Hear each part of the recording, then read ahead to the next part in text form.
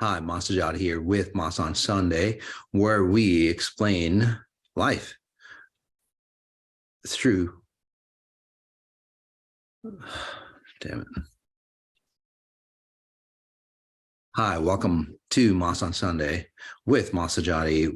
And Mas on Sunday is, well, where we explain life at a very deep level, what I call a first principle level. First principle level is that you come to a top level solution or top level reason on why stuff happens the way it does. So remember, whenever you have, say, a solution or a belief system or idea or concept, and there are exceptions to the rule, exceptions to your beliefs, then you're not at the first principle level. You're not even close to nature's level. Because if you look at nature or some of the physics that run nature, that run your body, that run this reality, this universe, it's always a first principle, say, level. And that's where you want to be. And that's where exponential intelligence, XI, is at.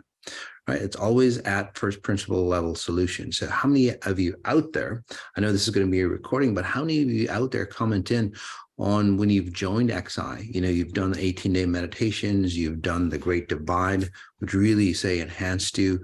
Lots of other things coming up for us in the future as well, advanced techniques and so on. But how many out there have become exponentially intelligent? And as you become exponentially intelligent, things, well, make more sense. They're clear, they're simplified. At the lower levels of, say, solutions or ideas or concepts or belief systems, there's a lot of things that, you know, many people believe in, but then they don't make sense. Again, because there's a lot of exceptions to those rules, right? So again, we always need to step one step higher, and then the next step higher, and then the next step higher, till we start to realize that there is no other exceptions to our rule or belief system. Science should do that. Religion should do that. Politics should do that. You should do that to run your life. Which brings us to the topic today: why is life unfair to me? And this was an interesting, say, topic or question that Sadhguru actually answered. So if you type in on YouTube, you know, why is life so unfair to me? I believe it was asked by, I'll just pull that up here, Samantha Ruth Prabhu, Prabhu. Sorry if I mispronounced her name, but she asked, and Sadhguru answers. And, you know, I love Sadhguru's answers. You know, they're all soft and, you know, lovey-dovey, but they don't give you the 1, 2, 3 steps, really, which is totally fine, again. So, but over here, what we do is give you, again, a first principle level solution according to exponential intelligence. Exponential intelligence, which is based on, say, quantum neurobiology and the work of frequencies that Einstein and Tesla and many other great inventors, great individuals came to realize that, hey, this world is all about frequencies. Okay, so that's the level, that's the origin that we answer questions by. So why is life so unfair to me? Again, whether you ask Sadhguru or Tony Robbins or a lot of those individuals, it's like, well, it just is, and then you have to learn how to deal with it.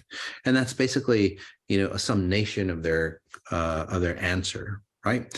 Well, there's a lot of science behind it on why you might think that your life is unfair. Okay. Now, so I'm going to break that down. And then we'll go to the next question. Here it says beyond the material ego. Now we have new spiritual ego. How do we deal with that? Okay. So those are the two questions that we're going to answer today on this Mas on Sunday. Let's go back to the first one. Why is life unfair to me?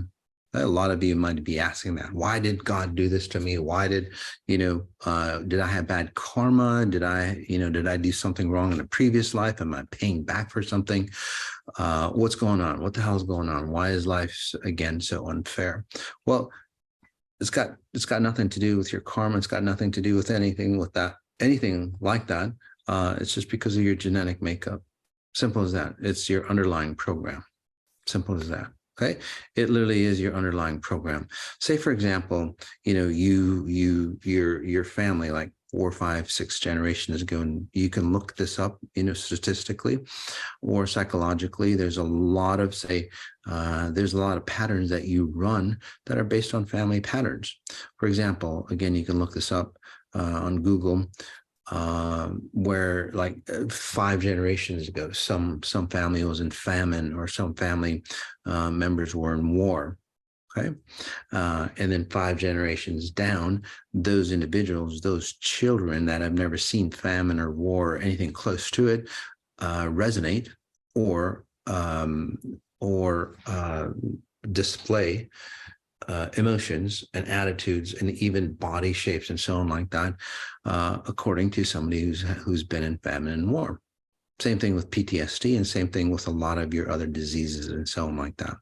So in a nutshell, why is life so unfair to me is simple. You are the last version of your family. You are, say, the last software update of your family, okay, when you were born.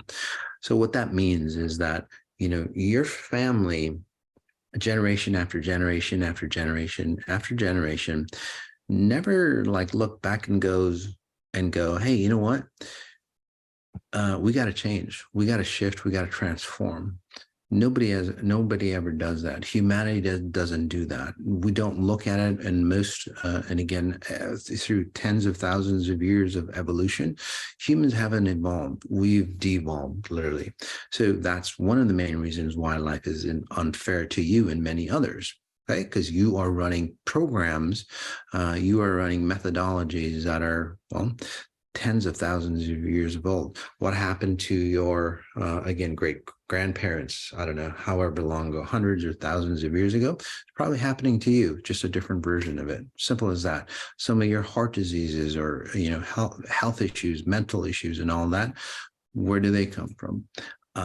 From your generational patterns. And then society, and then your life experiences add more onto that, and then it gives it physical evidence or physical proof. So if you've grown up, say, with a torturous life, right, as a kid, you just inherited, say, that torture or abuse patterns or bad luck patterns as a kid from your family. If you look at your family, if you look at the family dynamics, again, your parents, your grandparents, and your uncles, your aunts, and so on like that, you will start to see, say, very familiar patterns. Although you go, no, I'm very different. I'm doing the opposite of what my parents did. If you're doing the opposite, it's the same thing. You're realizing that that's not the patterns that you want to run, so you do the exact opposite. Okay, but the problem with that is that you're referencing who you really are deep down inside. It's like trying to change your shadow. You're going, no, my shadow is not this color, right? It's not that dark gray color, right, of your shadow. It's I'm going to be the opposite of it, but it's still your shadow. You can't get away from it unless you do XI, or you become exponentially intelligent. So in a nutshell, why is life so unfair to me? It's because this is the underlying programs that you run. It's in your genetic makeup.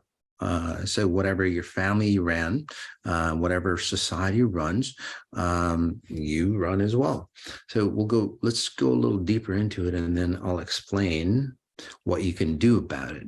Okay, so you can get rid of that. So life is not unfair to you, and you can actually transform what unfair moments of life that you've experienced into, say, a positive attribute.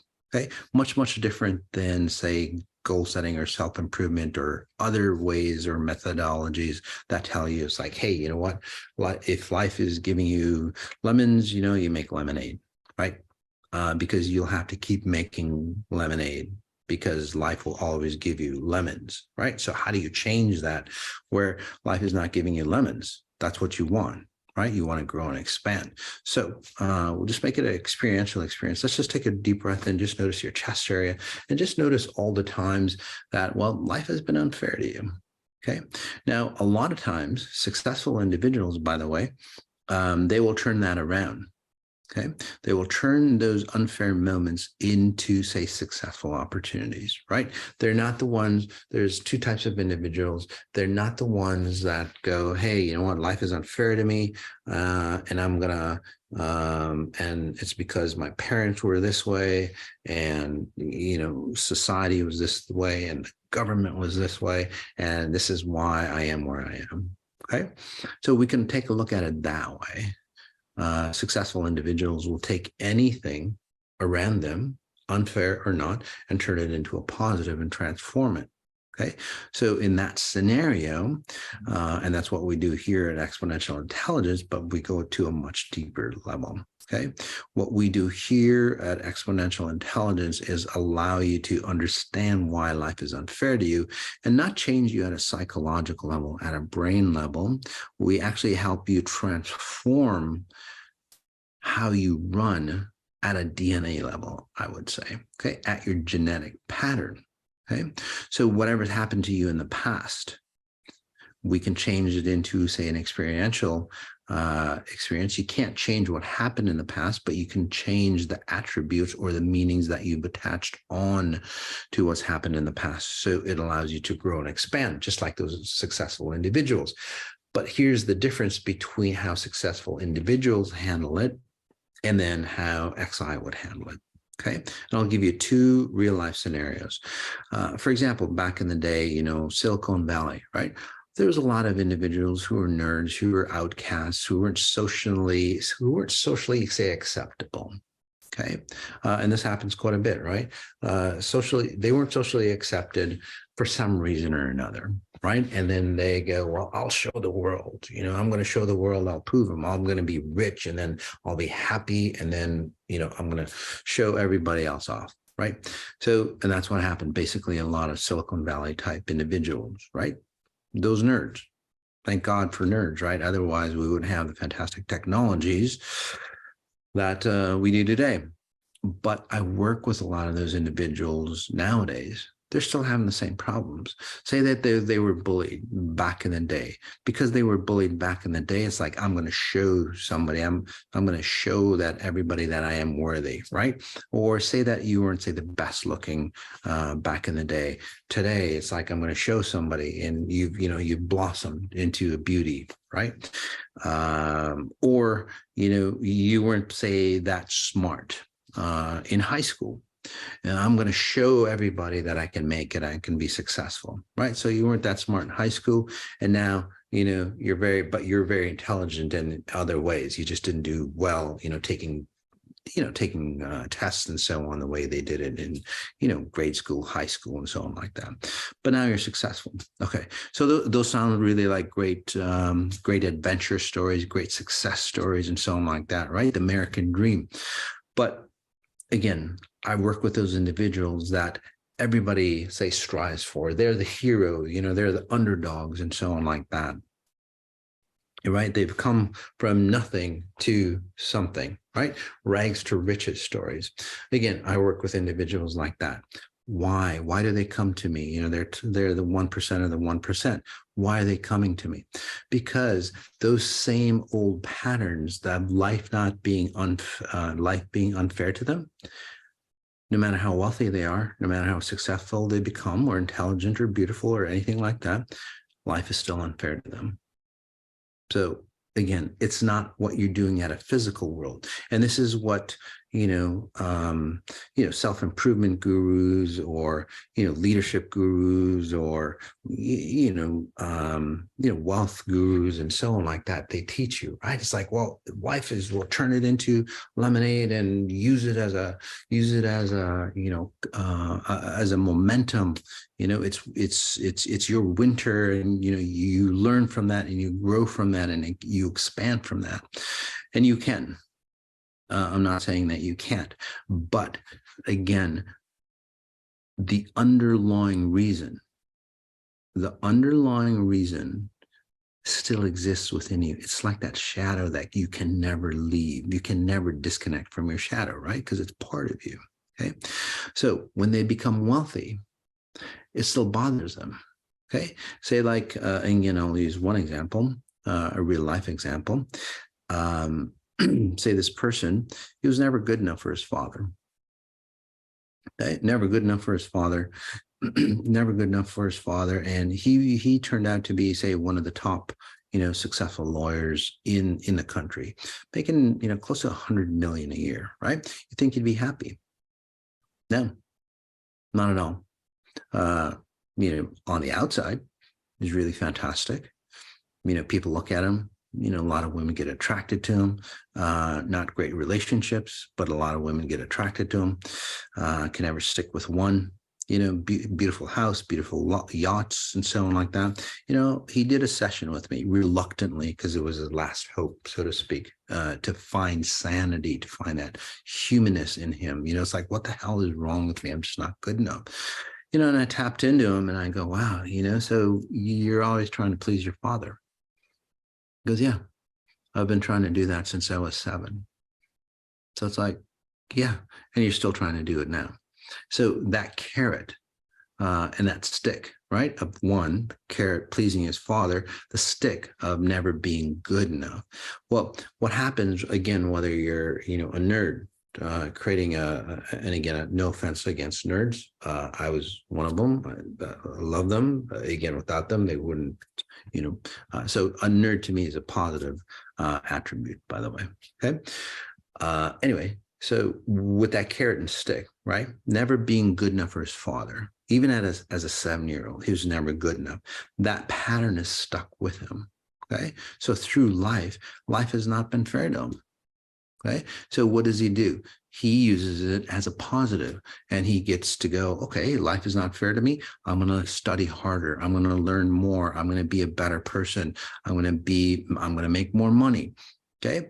And that's, he's making like tens of millions. And then it's like, wow, life is still unfair to me. Oh, well, what I'll do is, shit, I'm going to study harder. I'll be the best, say, lawyer in my industry ever.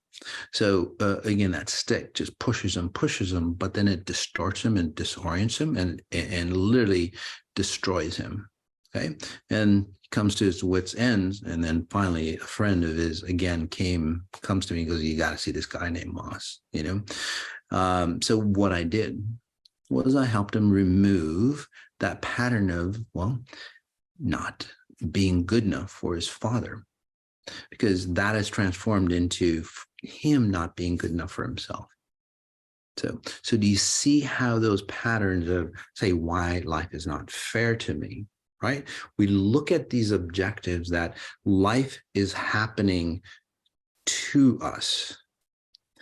But if we can change it at a genetic level, like I did with this one person and tens of thousands of others, if you can change it in your DNA level where your DNA starts to go, oh, okay, life is around me, life is happening around me wherever I am. Okay, let's learn it as a positive, but then not get stuck in those time moments like these successful individuals, again, rags to riches individuals who still use that pattern of whatever, say, catapulted them into success. They still use that pattern and it destroys them as they become successful. So again, life becomes unfair to them, right? So where was I? So again, what we do here is allow your DNA to learn from whatever situation that your life has resulted in, no matter how old you are. Obviously, the younger, the better, because you can shift faster. But what happens is you can learn from wherever you are. You can start from wherever you are and then learn. You can observe what's happened in the past and learn. You can start to see patterns that are happening for you. Okay, I'm going to talk about that in just a second. I want to go back to those individuals who go, well, life is unfair to me. So I talked about individuals who became wealthy, right? They used it as a carrot and a stick. And again, they never let go of it. And that's the problem. But let's talk about those individuals who, for some strange reason, they don't become successful. Life is unfair to them, right? So there's a pattern for you or a program for you in your life from your genetics, from, a hereditary pattern, just the way you get your hair color, your eye color, and so on like that. Right. that you inherit from your parents, well, you've inherited a shitload of stuff, other stuff as well. Your financial makeup, how wealthy or successful you become, how you have relationships happen to you, and so on and so on and so on. If you don't believe me, take a look at your patterns. Many people do this through the 18-day hyper meditations. They go, I'm very different than my parents or my uncle or great uncle or grandparents. I'm very different. I'm doing everything different. Again, take a look at the algorithms. Take a look at the bottom line results of your life. Okay, not just one experience, but a series of experiences. Look at your relationships, for example. Look at the trend in your relationships. Okay, I call them your algorithms. Look at the trend in how you see your life experiences with your friends, with your lovers, with your career, with your connection to a God or a higher order. If you start to look at all those say instances or the experiences, not just one, not just two, but again, overall, you'll start to see that there is a general trend that you run, again, one main pattern or one main frequency that dictates how your life runs. And that is the reason why life is unfair to you. Right. So, now, for example, let's go back to those individuals who are poor, right? No matter what they do, no matter what the hell they do, they either make a lot of money. That pattern is there too, right? They make a lot of money and then they lose it all, right? They lose it all. They can't hold on to it, or they just don't make any money at all, no matter what the hell they do, So why is that life? Why is that unfair to me?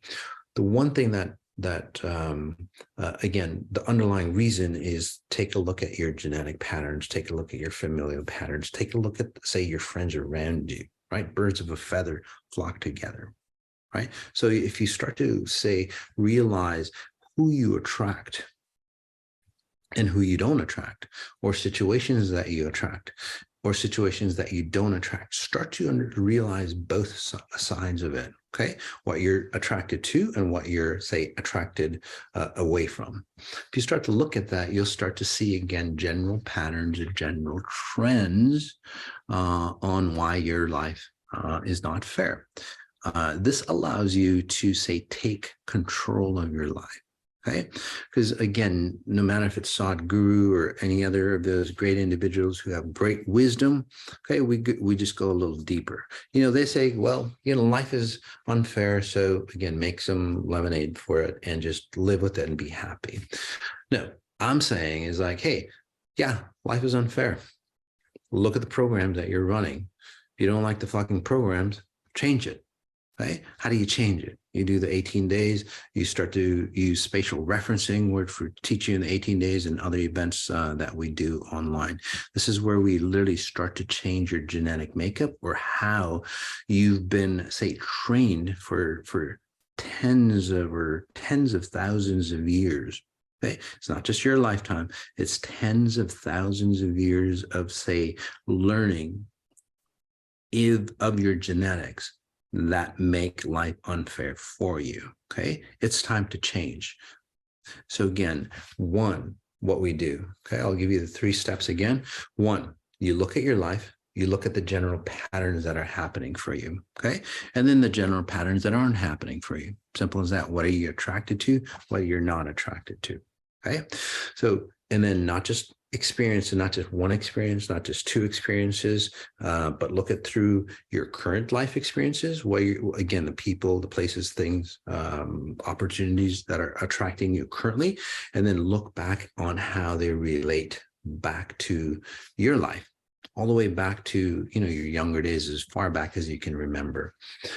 And then look back at your family's trends, your mom and dad's trends, your siblings' trends, your uncles, aunts, grandparents, and so on like that. You'll start to see, say, patterns. You'll start to see patterns that will be resonating. It's like, oh, fuck, that is why. Okay. Again, the 18 days really help you out on that, because you'll be pulling yourself out of, say, your your internal self. So you'll see yourself from an outside perspective. You'll see yourself from an outsider, and you'll start to see those general trends, or again, as I call them, algorithms. Once you start to see those algorithms or patterns that are running in you that make life unfair, you go, shit, why am I running that? That's the first step. That's half of your victory on, say, reclaiming your power to transform your life in a massive way. Okay.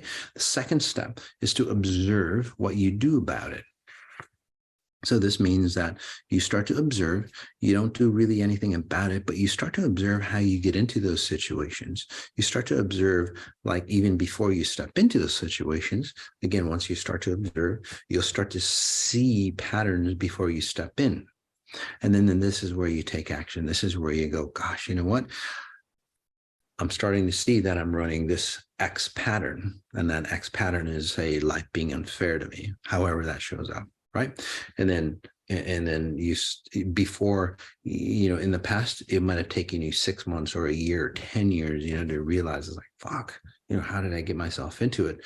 As soon as you step into that pattern, you'll start to realize, it's like, damn, I'm stepping into that same algorithm, and I know where that algorithm or that pathway is going to take me. This is where you take action and you go, no, I'm going to do something else. I'm going to be very different about it. I'm going to take different action. This is where you start taking control of your life. So in the other scenarios, why is life unfair to me? Again, no matter who it is out there, they always go, well, life is the way it is. You turn it around, you have a positive attitude about it, you turn it into a positive, and you think positive and so on. But fuck, doesn't that get draining? I've been there. How many of you have been there, right? It gets so draining. It's like, damn, it keeps, no matter what I do, how much of a positive attitude I do have, it gets more and more and more draining. And like, why does it have to continue? Right? It doesn't. All you have to do is go to the first principle on, or the first level programming on why you're creating your life the way it is. So I'm going to say that again. All you have to do is go to the first principle, or the first layer, the underlying, say, frequency that you're resonating at, of why, and this is the key part, why you're creating your life the way it is, because you are creating the life. And if you guys deny that, okay, which is fine, you can deny it. You go, well, no, it's my parents, because my parents, did this to me, and government did this to me, and I was born a certain color or culture or whatever. That's fine too. But, when you give that power away to somebody else, it's really hard to control your life. So what I'm helping you with is like, okay, this is what life is, say, given to me. Okay. I'm going to look at the algorithms, or again, the underlying genetic patterns, right? The underlying patterns, not my attitudes or my belief systems or anything here. Okay. But we're starting to look at, say, genetic patterns or algorithms that run our DNA. That's the level of, say, change that we're talking about. And when you start to see that, your DNA, your genetic makeup starts to automatically transform you already, because it doesn't want to be where it is. You're not supposed to be in lack. You're not supposed to be in unfairness. You're supposed to be in the grandest wealth that you can be. Right? So again, those are specific steps that you can take for you to transform your life from an unfair life or a limited life into a limitless life. No matter where you are, no matter where you start, okay, there's always an opportunity for you to create, say, steps to get you the hell out of wherever you are, whatever hole you dug yourself into, if you start to use the underlying reasons, or if you start to understand, say, the algorithms of your life. And we do that by becoming exponentially intelligent. All right. The second question that I want to take, and it's really become, I want to say, more and more abrasive or intrusive now, especially, with what happened with COVID and so on. We always dealt with, say, material ego. You're right.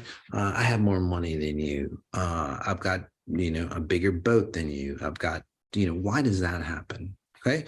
Why is there ego anyway? Right? Material ego. And nowadays, because, especially during, you saw that the COVID, I forgot what it's called in a comment out there, the people who do right, the spiritual ego, right? I'm into spirituality, right? What do they call that? Forgot. Not the Me Too movement, but the woke crowd, right? I'm spiritual. So I'm spiritual. I'm practicing spirituality, and the woke crowd is, that's just more of a recent term, of the same thing that's happened in the past, right? You're super religious, you go to church, you pray 5 times a day, or, whatever the hell you do, to look like you are practicing, say, a special practice towards, whether it's towards a religion or towards, say, a spiritual, the direction and so on like that. And then you observe yourself, and then you compare yourself to others, right? And then just because you're doing X, Y, and Z, you're a good Christian, you're a good Muslim because you do X, Y, and Z. And because of that, and you don't, then I'm better than you. Right? But again, the first rule of those religions or spirituality, whether you're a religious person, whether you're a spiritual person, or whether you're that woke person, right? So on like that, or whether you're, those artists back in the day, COVID time, who was it? The guy that sings Old Man. I forgot his name. Fuck. Messing up with names. Right? He's like, hey, you know what? I'm a famous artist, and there was many, Whoopi Goldberg and all these other people, famous artists or famous actresses, movie actors, and so on like this. Hey, you know what? I'm so famous that I should know about diseases and, all the science behind diseases and so on. That's why I'm telling you on what you should do. Like, what the fuck is that? Right? Anyway, outside of that, they think that they're better because they did X, Y, and Z, right? Or they're a spokesperson now because, again, they're famous on a subject that has nothing to do with what's pertinent in today's standards. So it's the same thing. So again, whether it's a knowledge, whether it's spirituality, whether it's whatever, it's that, say, spiritual ego. Let's say I'm better than you because of X. Okay. Simple as that. Right. So if you go to the first level, say, or first principles reason on why that is, and I'll explain that in just a second. But if you go to the first principles reason on why that is, and before I explain it, I just want to say that, whether it's spiritual ego or whether it's materialistic ego, it's the same ego. Okay. Or the underlying reason is the same issue.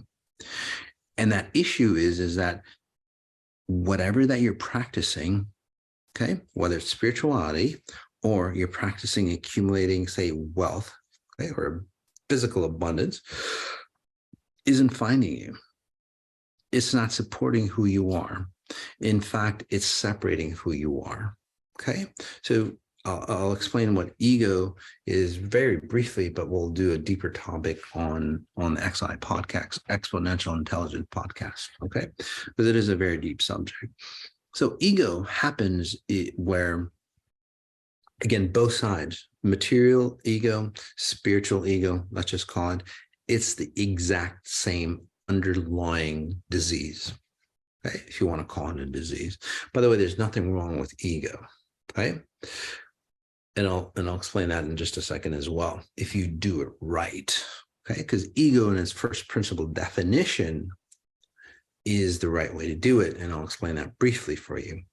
So there's 3 things that I opened up that I promise that I'll get to. First, again, whether it's materialistic ego or spiritual or religious ego or intelligent ego, or, hey, I'm a superstar, whatever, more famous than you, social media ego, right?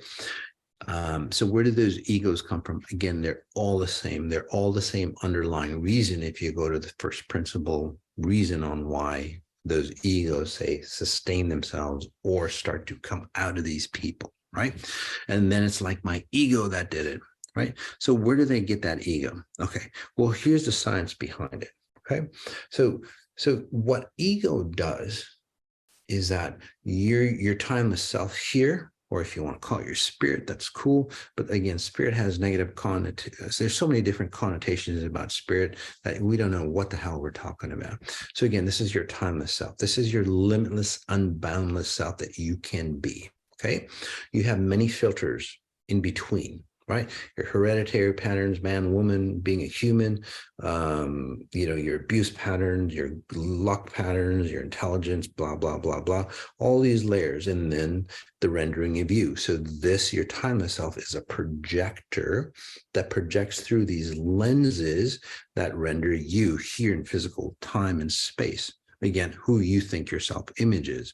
Your self-image is a rendering, or again, a bottom line or accumulation of a total of the filter that you run in between. The more filters that you run in between, the further and more separated you are from your real self, your limitless self here. That makes sense to you. Your limitless self here, your, say, limited self here, or your physical, say, reality here, what you experience in your physical form, your physical body, and so on. Okay. So again, I just want to explain this. You're a projector. You have unlimited potential at this reality, okay? At this possibility of who you really are, your limitless self, your timeless self. So no bounds, no boundaries for you. You can be anything, okay? But the problem is there's no time and space. So you're like that. Again, as Einstein said, if it wasn't for time, everything would happen all at once. So all possibilities exist for you all at once, okay? This gets into your multidimensional self. So how do you create, say, multi-dimensions of you? By creating filters. You're human, boom, that's a dimension of yourself. You've created into human form. You are a man or a woman. That's another filter. Or if you don't know nowadays, right? Because those filters are messed up. And then you are of a certain age, certain color, certain ethnicity, and so on like that, and then, the experiences that you've had from your parents, again, a big chunk comes in, and then your experience is a big chunk. And then finally, the rendering, right? After you finish all this, projection, right? So your light here and all these filters, all these lenses that you're running through that I just said, the end result is you here. And these are all multidimensional selves of you. You get rid of one filter, your self changes. Okay. So where does the ego come in? Okay. Simple as that. The ego comes in is that you start to practice a religion, or you start to practice a spirituality, or you start to practice, say, some sort of, material wealth and so on like that. Well, what happens is that, say that you're, just as an example, you're 5 feet apart from your spiritual self, your timeless self, and your time-bound self. And again, I'm just using a number just out of my hat, just for clarity. Okay, so you're 5 feet apart. Okay, so this is where ego comes in. Okay, negative ego and then positive ego. Okay, this is where ego comes in. So what happens is that you learn a lot, okay? But the key is that the more you learn, or the way that you learn what you're learning, adds more filters onto you instead of removing these filters. So instead of 5 feet apart, you're 10 feet apart. So when you start to separate yourself even more from where you were, this is ego. Ego is a glue. Ego is like a rubber band or an adhesive. It's like, no. I'm going way too far. I'm losing who I am. I have to identify, or I have to solidify who I am. So what do you attach onto? Your knowledge, your looks, your Instagram or social media subscribers, how much wealth you have, how much, say, spiritual connection you have, right? By or religious connection. So you read more, and then your ego those filters add on more. So now you're 15 feet apart. And then again, that ego boosts even more and more. And this is where people start to get, hatred towards other people. It's like, you're not like me, damn it. And I'm much better than you. Well, because you're separating yourself more and more. So again, the theme is that you're weak, you're insecure, whatever you're learning, whatever you're experiencing is separating you versus connecting you closer. Okay, so ego is literally a gauge. Okay, it's a gauge or a glue. Okay, I'll talk about the glue in just a second. It's a gauge on how close you are to who you really are. Okay, and how close you are to who you really are. How do you get really close to yourself? Almost integrate as a oneness, as a wholeness. I call it singularity. Well, you remove as many filters as you can and still exist in this reality. So, but negative ego comes from, boom, more information, more filters that you put in between yourselves, right? To define who you are. So you define, so negative ego comes from a definition of who you are in a physical state that is time-bound. I'll say that again. Negative ego is a definition of who you are defined in a physical state or a time-bound state. Simple as that. When that happens, you create filters for yourself. And with each filter, you have to say separate and separate and separate. So just as a reiteration, again, what happens is that ego or negative ego comes in where we start to have more and more filters based on the weaknesses that we have. So, or based on, say, time-bound or time and space-bound ideologies of who we are or self-views of who we are. Again, material wealth, right? That's an ideology or a concept of who we are based on, say, something physical, okay? Or time-bound, right? Beauty, time-bound. Spirituality, again, it's in the mind, time-bound. It doesn't really expand us unless that spirituality or religion really expands us or removes those filters. So as we separate more and more and more and more, we get more egotistical in a negative way. Okay. So again, so let's take a deep breath in. So how do you have ego the proper way? And by the way, you won't get any of this information listening to anybody else because, well, nobody else really knows it. And I'm not saying it from an ego standpoint. I'm just saying it for what it is, right? You won't get the details or the science behind it other than becoming exponentially intelligent. So where do you get positive ego? Okay, well, positive ego, basically, again, like I said, ego is a gauge. Okay, the further out you get negative ego, and that negative ego, and this is where the glue comes in, right? That negative ego is basically used as a glue or duct tape to hold your shit together. Okay, because if you go any further away, this is where people like literally explode. Right? They get mad at people. They start cussing out people. They start destroying others who aren't on their path and so on like that. Right? Because they're so fucked up. I mean, they're so far away from who they really are, from their own teachings, which could be right, but probably not. Because again, that's separating them more and more, that they have to use some kind of glue. So they use ego to keep themselves together, and they go, I am X, damn it. And if you say anything against X, whatever X might be, their wealth, their spiritual outlook, their beauty, their subscribers, whatever it is, you are damned by them. Okay? Because if that ego breaks apart, again, if that glue, and that glue, when it hardens, it's like porcelain. It's just like you tap it and it just goes. It's like tempered glass. You hit the edge and it's just like you see the cracks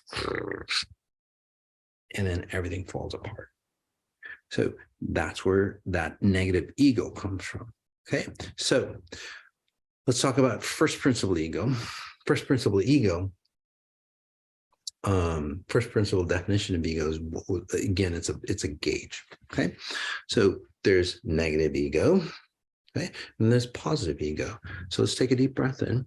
So positive ego is what happens when you start to clarify, when you start to see, like I was talking about, and that's why these two questions are put together. Why is life unfair to me? Right? Is that you start to see the pattern that you're running. Okay, you're not running away from the patterns. You're not trying to hide it with your, with your beauty or your money or whatever. You're starting to be honest with yourself. You're starting to awaken, and you go, damn, right? Damn, I need to remove some of these patterns. So your timeless self, your time-bound self, you start to work, you go inwards, that inner expansion. And what do? You start to peel away the filters that are in between you. You start to move away the cultural idiosyncrasies. You start to remove away, your sexual identity idiosyncrasies. You start to remove, say, how wealth is, the idiosyncrasies of wealth, and go into all first principle definitions of all those things that I mentioned, and many, many more. So what happens is ego is an indicator, and your ego gets more and more expansive as you get closer and closer. But this is positive ego. And that positive ego starts to turn into a magnet, guys. As you get closer and closer, just like when you put two magnets together, right? When you put two magnets together, you get to a certain point, and what happens? Boom. They smash together. And that's where you start to become whole. So you can use ego as a positive space. Okay. Most people, again, are taught that ego is a negative. It is not. In its first principle level, it clears out the space, that all the filters that you are, if you're doing it right. Again, if you're becoming exponentially intelligent, and then you get to the point where you just boom, and then you start to meld and mesh together. And this is where you have a huge positive ego. And this is what a huge positive ego is like, you look at people, okay, and they look at you and they honor you. And, you're wealthy. You could be good looking. You could be, obviously aging younger. You're healthier and so on like that, right? That's all because of positive ego, because positive ego forces you to push into the limitless possibilities of who you are. It pushes your time-bound identity of who you are more and more. It literally drills that time-bound identity into a form that still exists in physical form, but with timeless opportunities and possibilities of who you are. So it meshes the two together. It's that glue used in a proper way. And this time the glue is very, very dynamic. So it stretches, it's stretchy, it's not solidified, because solidification only happens in space and time. So you become a timeless being, or an ageless being, by the way, which is really exciting. Okay. Here's the other thing. So what happens when you interact with people with this huge positive ego? Well, when you interact with people, they look at you and they go, damn, that's the way I want to be. Because there's no negativity in you, because there's no filters. There's no filters, there's no judgment in you. People can't look at you and go, oh, he hates X, whatever X might be, right? Because again, there's no animosity coming out of you. There's no negativity. There's no judgment in you. You just are. Because again, there's no filters that really mess people up on who the hell is this person, right? Is he this or this or this or this, or whatever the shit that he's holding on to, right? You become very dynamic, very fluid, very timeless. By the way, ageless. So as you get closer and closer, what happens is that you know that you are a grand being. So when you interact with people, you go, hey, you know what? I'm a grand being. But you know where I'm a grand being, I see that you are a grand being too. But you forgot that you're a grand being. And then when that interaction happens, whether you say it verbally or just walking by somebody, it's like, hey, I'm a grand being. And they go, damn, he remembers who he is. He's a grand being. I should remember who I am. And then that starts to create, say, a momentum for other individuals to go, I like that person because he allowed me to remember who I was, who I really am, not this bullshit. And this is where life becomes more and more fair for you. Okay. So think about it, guys. Rerun this. I wish I had time to scan you all at the end. But again, this is a recording just because I'm out of town, travel schedules and so on like that. Hopefully that makes sense for you on why life is unfair to me or unfair to you and what you can do about it. And then also how you can have a super huge ego that allows you to be your limitless self. Okay, guys, till next time, I'll see you on Moss on Sunday. Notice what you notice the details of what you're noticing. And remember, if you're not liking the details that you're noticing, fucking change. Simple as that. Okay, how do you change? 18 days, a lot of events coming up. So take a look at Masati and remember to subscribe and like this channel. All right, guys, peace.